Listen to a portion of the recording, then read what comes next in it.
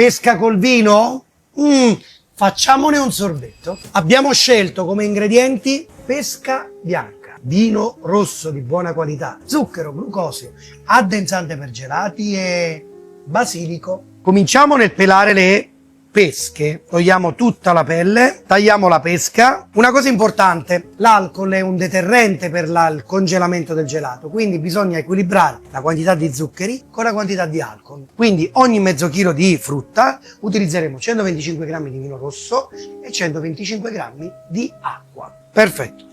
Sottovuoto con un po' di basilico.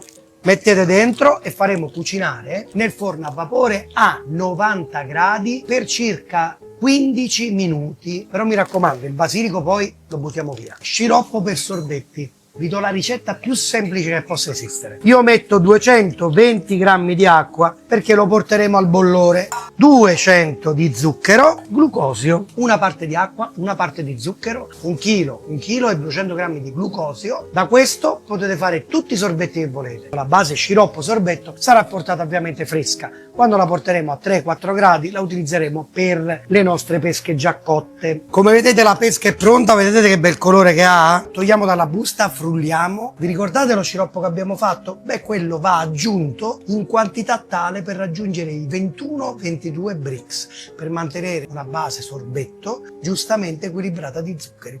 Terra! Abbiamo bisogno di 5 grammi di neutro base sorbetto. E passiamo tutto al blender.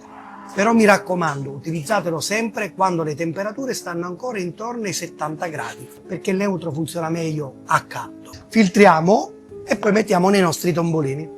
Ci rivediamo quando è arrivato a meno 20. Signori, il nostro sorbetto è pronto e adesso ci facciamo una bella coppa. Come al solito ne facciamo due. Una è per voi e l'altra è per me. Finiamola così, con un po' di frutta, un po' di pezzetti di basilico. Come volete concluderlo? Con questo sciottino di vino rosso. Signori, buona estate e fate i bravi!